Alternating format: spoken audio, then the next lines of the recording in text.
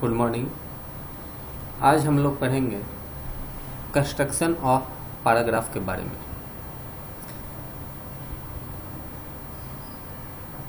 Paragraph जो हम construct करते हैं तो उसमें कुछ फैक्टर्स ऐसे होते हैं जिस पे ध्यान देने की ज़रूरत है।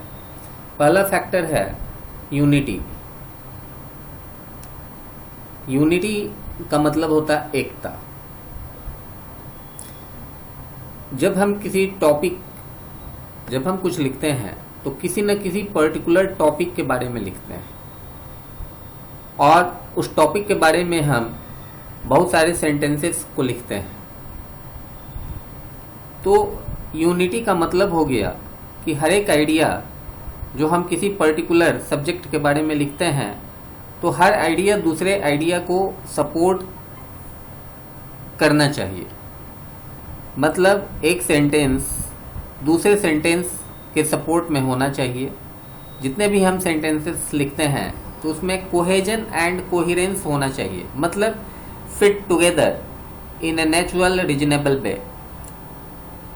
ऐसा लगना चाहिए कि जो भी हम लिख रहे हैं, जितने भी सेंटेंसेस को, सारे सेंटेंस फिट कर रहे हैं सामान्य तरीके से। बनावटीपन उसमें नहीं होना चाहिए। दूसरा जो हमारा इम्पोर्टेंट फैक्टर है ये है ऑर्डर। ऑर्डर कहने का मतलब कि जब हम किसी टॉपिक के बारे में लिखते हैं, फॉर एग्जाम्पल अगर आपको महात्मा गांधी जी के बारे में लिखने के लिए टॉपिक दे दिया जाता है तो महात्मा गांधी जी के बारे में जब हम लिखेंगे तो पहले लिखने का ऑर्डर मेंटेन करना होगा। पहले उनके बचपन के बारे में लिखेंगे, उनका जन्म कहाँ हुआ, उनके माता पिता कौन थे, माता पिता क्या करते थे, किस स्कूल में। फिर धीरे धीरे उनका क्लास 1 से उनके क्लास 10 की तरफ बढ़ेंगे। फिर उनके हायर एजुकेशन के बारे में लिखेंगे और फिर उसके बाद उनका जो आंदोलन हुआ भारत को आज़ाद करने के लिए उसके बारे में लिखेंगे। फिर उनके बुढ़ापे के बारे में लिखेंगे और तब उनकी मृत्यु के बारे में लिखेंगे। तो ये सही ऑर्डर होता है किसी पर्टिकुलर सब्जेक्ट के बारे में लिखने में। अब ऐसा नहीं है कि महात्मा गांधी जी का जो आंदोलन है उसके बारे में आप पहले लिख दीजिए, उनके बचपन के बारे में आप बाद में लिखते हैं, या उनके मृत्यु के बारे में पहले लिख देते हैं, उनके बचपन का डिटेल्स आप बाद में लिखते हैं। तो ये सही ऑर्डर नहीं होता है। सही ऑर्डर मतलब आपको सीरियली चलना होगा, बचपन से उनके बुढ़ापे तक आना होगा, उनकी मृत्यु तक आना होगा। जब हम किसी पर्टिकुलर सब्जेक्ट, कोई भी टॉपिक हमारा हो तो उसमें हमारा ऑर्डर मेंटेन होना चाहिए। तीसरा जो टॉपिक है, जो मेजर फैक्टर है, ये है वैरायटी।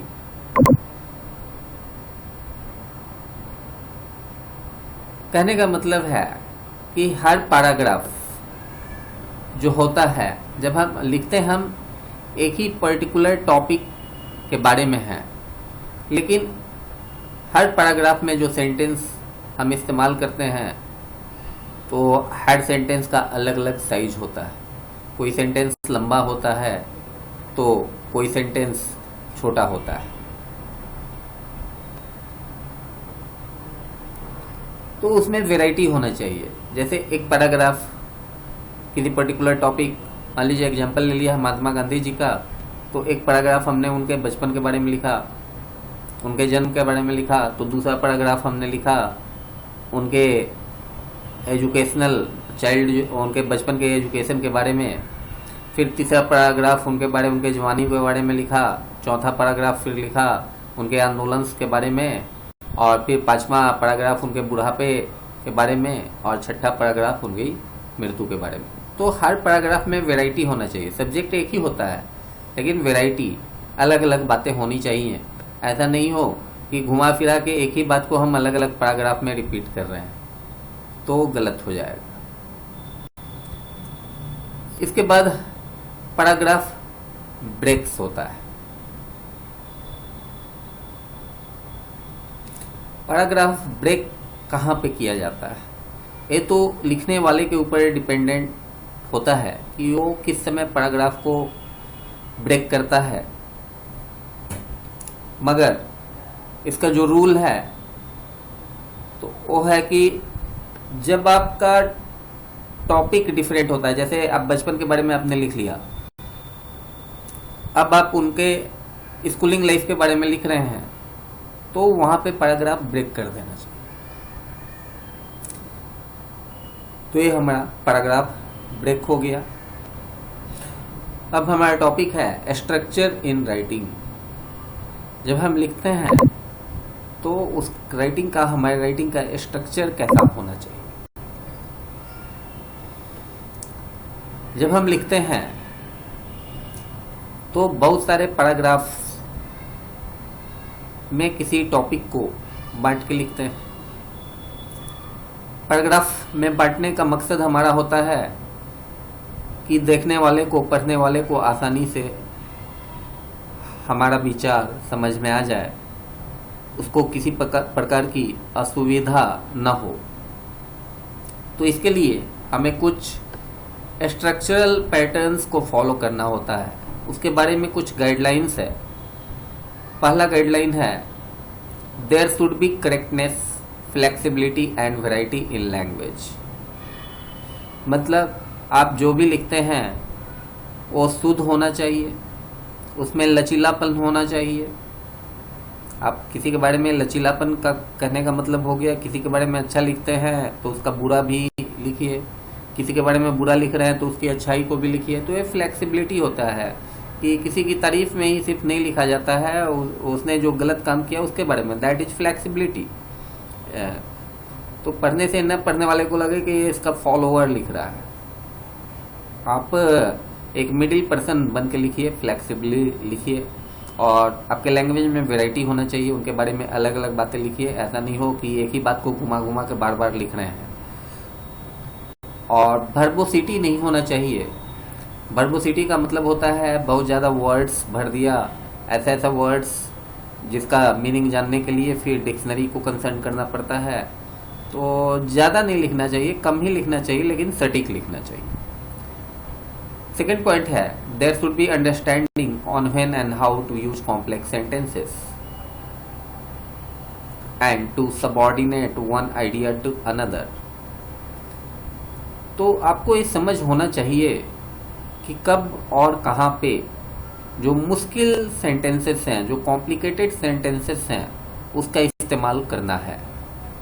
और एक आइडिया, एक विचार जो हम कोई लिखते हैं तो उसके सपोर्ट में सपोर्टिंग विचारधारा भी, जो सपोर्ट में जो सेंटेंसेस हैं वो भी बातें आपको लिखनी चाहिए। ये सही तरीका होता है लिखने का। तीसरा पॉइंट है, you should know how to use elegant variation in language and the use of correct grammar. आपको ये पता होना चाहिए कि कहाँ पे भाषा में एट्रैक्शन डालना है और करेक्ट ग्रामर का इस्तेमाल करना चाहिए। मतलब ग्रामेटिकली कोई मिस्टेक आपके राइटिंग में नहीं होना चाहिए। हमारा चौथा पॉइंट है, you should learn how to use cohesive devices in appropriate places like linkers और transition, marker, contextual, reference, ellipsis, when the meaning can be understood, and substitution. Cohesive devices का इस्तेमाल आना चाहिए और वो सही जगह पे होना चाहिए। जैसे लिंकर्स का इस्तेमाल, लिंकर्स या ट्रांजिशन, मतलब एक आइडिया दूसरे आइडिया से लिंक कराना। कोई बात लिखनी है तो उसको रेफरेंस देके क्लैरिफाई करना। अगर वो क्लियर नहीं है, हमने जो बात लिखा है उससे कुछ कंफ्यूजन है, तो उसका डिटेल लिख के उसको क्लियर कर देना, क्लैरिफाई कर देना।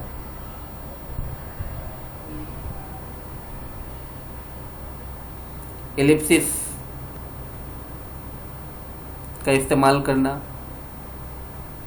एलिप्सिस का मतलब होता है the act of leaving out a word और words from a sentence deliberately. किसी वर्ड या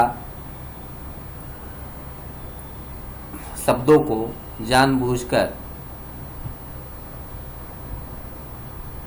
छोड़ देना, इसलिए कि उसका सेंटेंस का मतलब उस वर्ड्स के इस्तेमाल के बिना भी पता चल जाता हो और नाउन का इस्तेमाल कैसे करना है। तो इन सब बातों पे राइटिंग लिखते समय ध्यान देना चाहिए। 5वां पॉइंट है learn how to use succinct precise language. कहने का मतलब है कि कैसे क्लियर, ऐसी लिखावट जिसको पढ़ने से क्लियर सब कुछ साफ हो जाता हो।